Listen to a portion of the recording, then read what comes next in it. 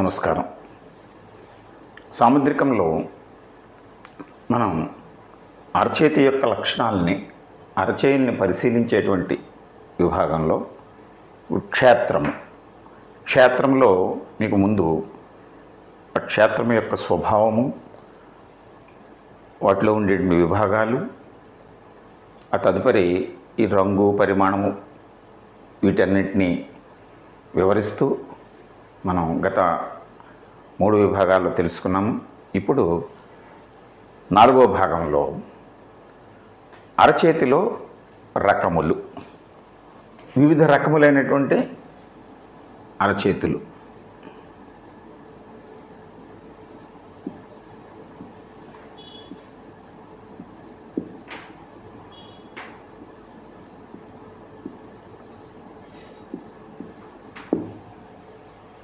సాధారణంగా అరచేతి యొక్క మొత్తం స్వభావము, దీన్ని బట్టి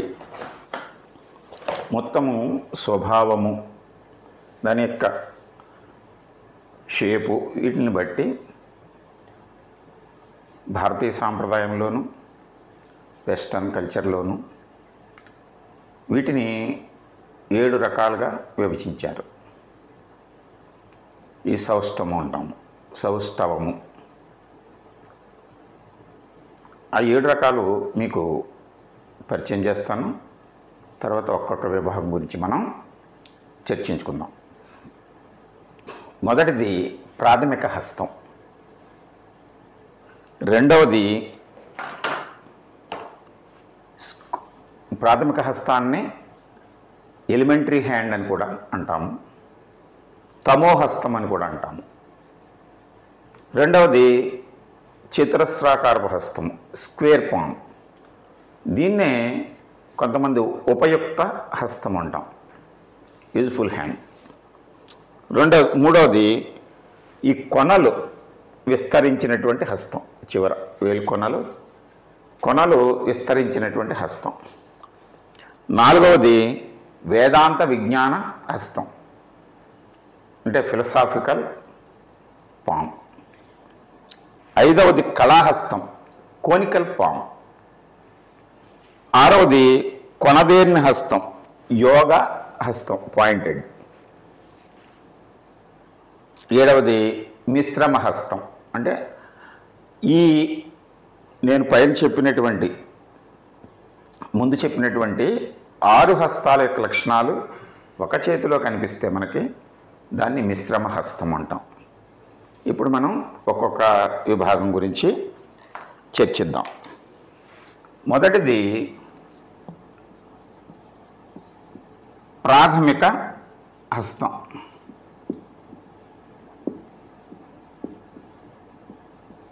దీన్నే తమోహస్తం,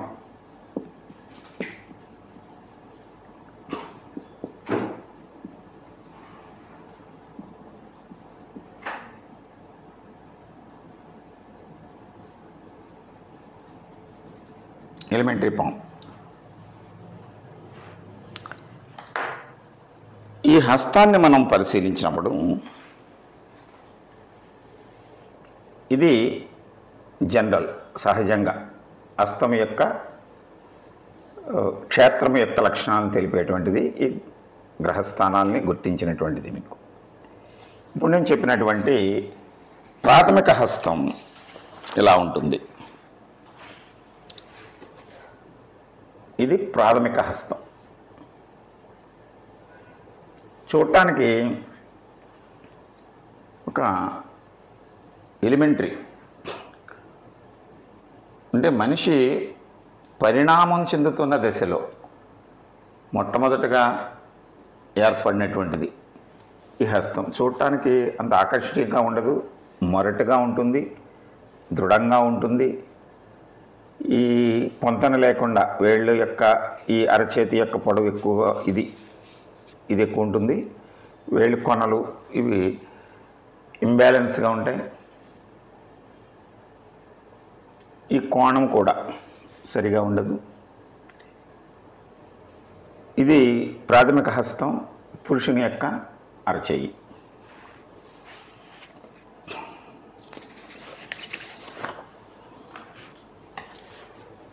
ఇదే మాదిరి ఇది స్త్రీ యొక్క అరచేయి. పొంతన లేకుండా ఉంటాయి, వేళ్ళు స్టిఫ్గా ఉండి వంగేటువంటి స్వభావం ఉండదు. ప్రైమరీ హ్యాండ్, దీని యొక్క లక్షణం ఏమిటి? ఇలా ఉండేటువంటి వాళ్ళు, వీరికి ఎప్పుడైతే ఈ ప్రాథమిక హస్తంలో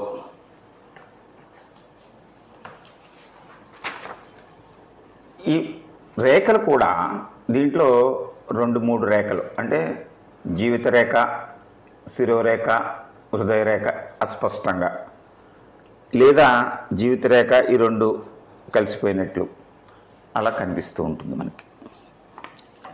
ఇటువంటి జాతకులు మానసిక వికాసం తక్కువగా ఉంటుంది వీరికి. అంటే మానసిక వికాసము అంటే మనం ఏదైనా విద్య, వ్యాసంగము, కళ ఇటువంటి రంగాల్లో వీరికి ఆసక్తి తక్కువ. మనసుతోటి ముడిపడి ఉన్నటువంటి పనుల కంటే శరీరంతో ముడిపడి ఉన్న పనులకే వీరు ఎక్కువ ప్రాధాన్యతన ఇస్తూ ఉంటారు, వాటిని చేసుకుంటూ వెళ్తారు. వీరికి కోపము, ఉద్రేకము వారి సహజ స్వభావము, పెళుసుదనం ఉంటుంది. మనసు వెంటనే ఏదైనా మనం వారిని వివరాలు అడిగినప్పుడు కానీ, లేకపోతే హెచ్చుగా వారితోటి మనం పదే ఏ విషయాన్నైనా చెప్తున్నప్పుడు కానీ వారికి ఉద్రేక స్వభావం వస్తుంది. వెంటనే కోపం వచ్చి చేసే పనిని విడిచిపెట్టి వెళ్ళేటువంటి లక్షణం కూడా కలిగి ఉంటారు. సాధారణంగా ఈ పనులు అంటే వ్యవసాయ పనులు, నిర్మాణ పనులు, మొండిగా బండగా చేసేటువంటి పనులు, అంటే టెక్నాలజీతోటి ముడిపడినటువంటి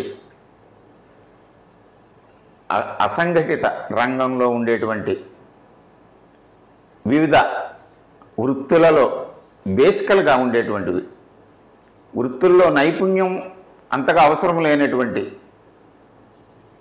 వాటిల్లో వీరు పనిచేస్తూ ఉంటారు.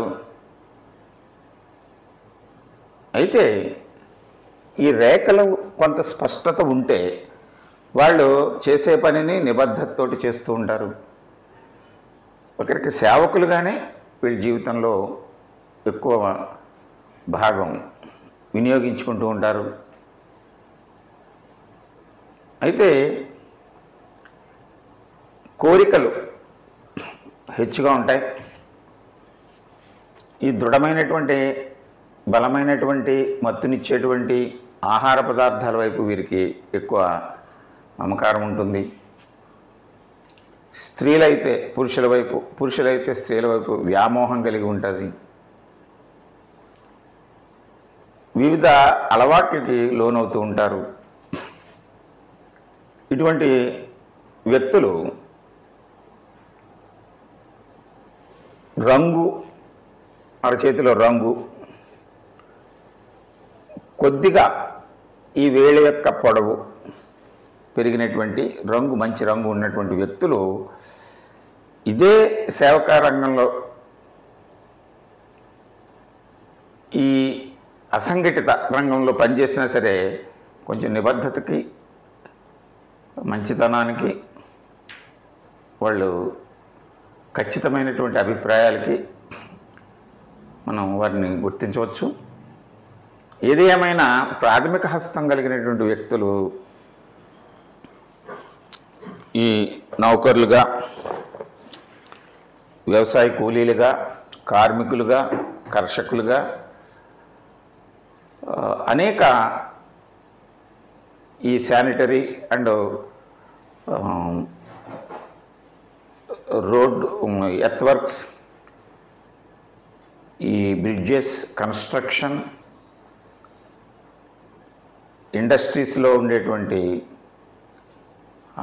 ఇండస్ట్రీస్ ఎరెక్షన్ చేసేటువంటి పనుల్లో, బిల్డింగ్ ప్రాజెక్ట్స్, ఇలాగ మనం ఏ పని తీసుకున్నా సరే ఏవైతే కష్టంగా ఉండి శారీరక శ్రమకు అవకాశం ఉండేటువంటి చోటల్లా ఈ ప్రాథమిక హస్తం కలిగినటువంటి వ్యక్తులు మనకి తారసపడుతూ ఉంటారు.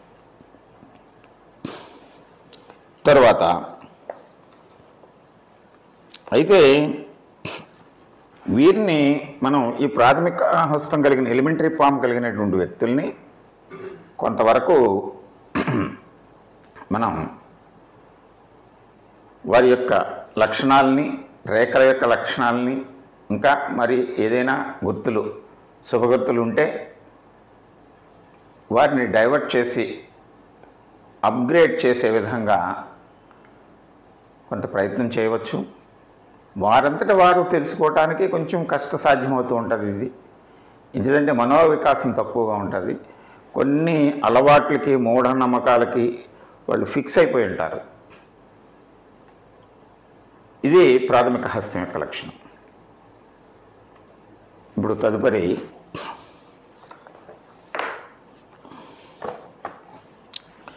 చతురపు హస్తం, చతురస్రాకార హస్తం.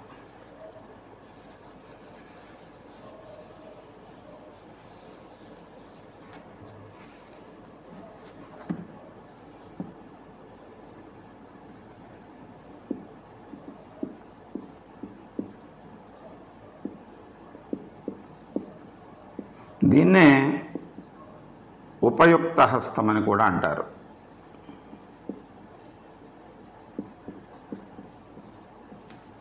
స్క్వేర్ పామ్,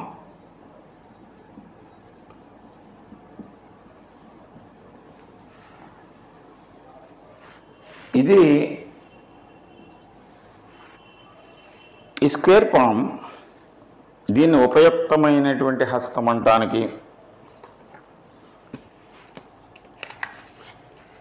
చతురస్రాకార హస్తం అనటానికి కారణం ఏంటంటే సమాజంలో చాలా వరకు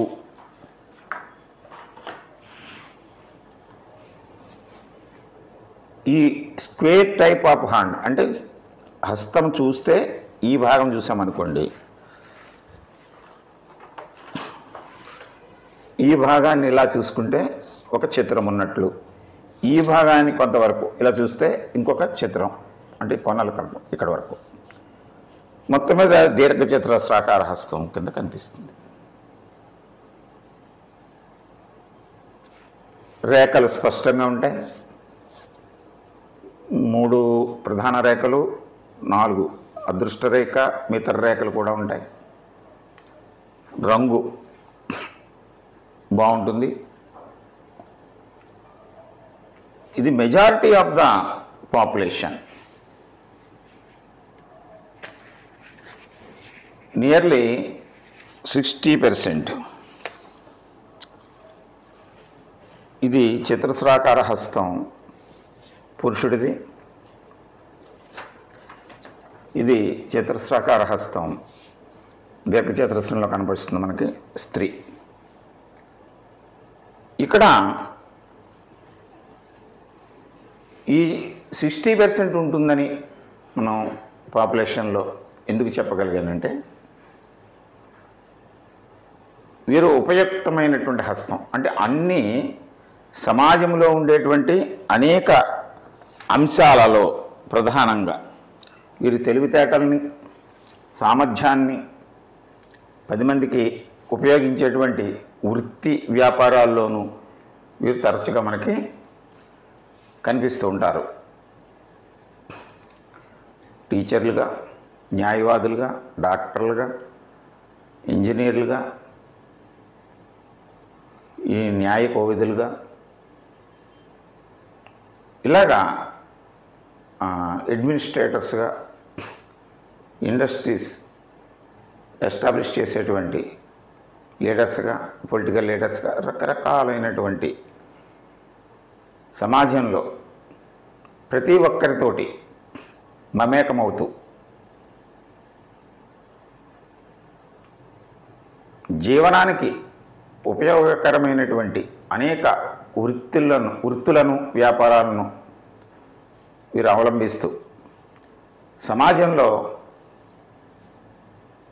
ఉపయుక్తంగా ఉంటుంది కనుక ఇది అంటే మిగిలినవి ఉపయోగం లేవని కాదు, అంటే మెజారిటీ ఆఫ్ ద పీపుల్ ఈ స్క్వేర్ పామ్ కలిగి ఉంటారు. ఇంకా వీరికి ఏదైనా సరే ఒక వృత్తి, వ్యాపారము, ఉద్యోగము లేదా విద్య, సాంకేతిక రంగాల్లో వీరు పట్టుదల కలిగి ఉంటారు. ఏ విషయాన్నైనా సరే వారు ప్రవేశిస్తే దాన్ని ఏ విధంగానైనా సరే సాధించాలనేటువంటి పట్టుదల కలిగి ఉంటారు. ప్రతి పనిలోనూ తమదంటూ ఒక ముద్ర వేసుకోవటానికి, ఆ విషయంలో తనదైన శైలిలో ప్రత్యేకతను చూపించుకోవటానికి ప్రయత్నిస్తూ ఉంటారు. వీరు సామాన్యమైనటువంటి జీవితాన్ని గడపడానికి ఇష్టపడుతూ ఉంటారు. ప్రతి అంశంలోనూ చురుకుగా పాల్గొంటూ ఉత్సాహపరుస్తూ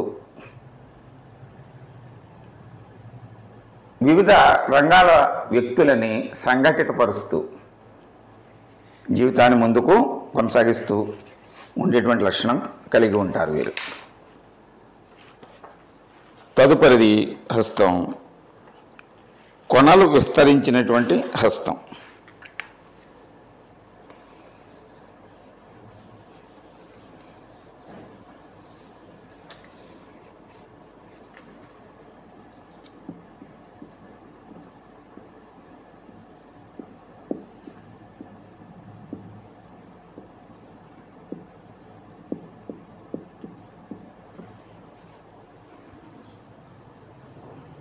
దీన్ని స్పాచులేట్ పామ్ హ్యాండ్ అంటారు.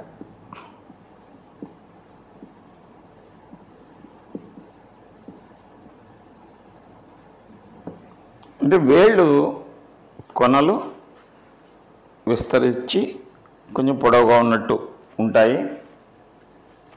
ఇది ఇక్కడ ఈ చివర్లు అంటే చెయ్యి పొడవుగా ఉన్నట్టు ఉంటుంది, కొసలు వెడల్పుగా ఉన్నట్టు ఉంటాయి.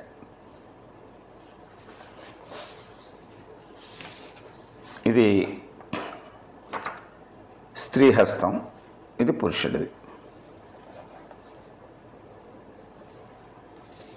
ఈ హస్తాన్ని మనం పరిశీలించినప్పుడు ఈ సమాజంలో ప్రాథమిక హస్తం ఒక 20% అనుకుంటే,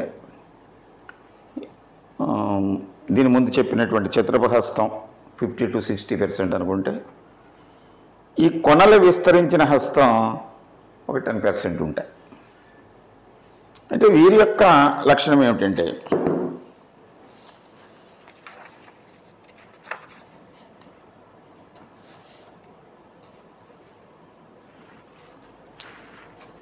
ఒకసారి మరలా చూడండి. ఇది ఈ చూడటానికి చెయ్య దృఢంగా బలంగా ఉన్నట్టు కనిపిస్తూ ఉంటుంది. ఇటువంటి వ్యక్తులు క్లిష్టమైనటువంటి అంశాల మీద దృష్టి పెడుతూ ఉంటారు.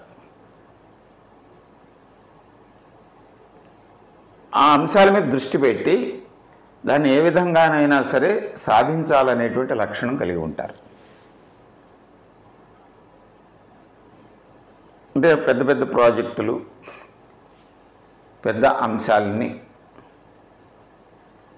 నలుగురికి ఉపయుక్తంగా ఉండేటువంటివైనా వాటిని మేజర్ ప్రాజెక్ట్స్ వీటిని సెలెక్ట్ చేసుకుని వాటి మీద కృషి చేసి అనేక రంగాల్ని సంఘటితపరిచి క్రమంగా వాటిని తమ ఆధీనంలోకి తెచ్చుకుని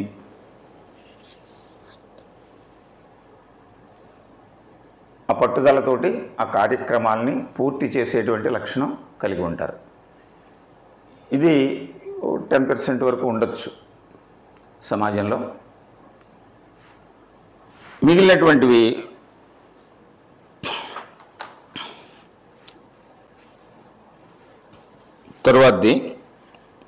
తర్వాత హస్తం చూద్దాం. అంటే వీరికి ఎక్కువగా దూర ప్రాంతాలకి అదే ఇండస్ట్రియల్ టూర్స్, బిజినెస్ టూర్స్, ప్రయాణాలు, లాజిస్టిక్స్ ఇలాంటి వాటిల్లో ఎక్కువగా ఈ కొనలు విస్తరించిన హస్తం కలిగినటువంటి వ్యక్తులు పాల్గొంటూ ఉంటారు. 4వది వేదాంత విజ్ఞాన హస్తం.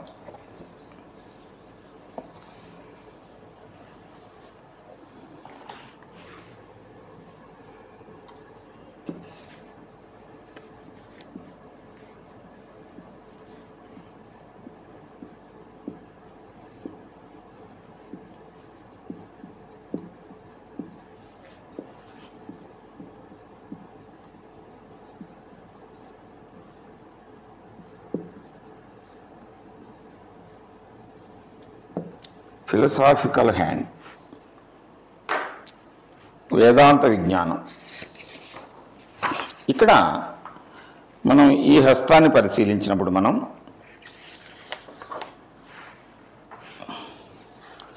ఒక ప్రత్యేకమైనటువంటి లక్షణం కలిగి ఉన్న హస్తంగా మనకి ఇది గోచరం అవుతూ ఉంటుంది.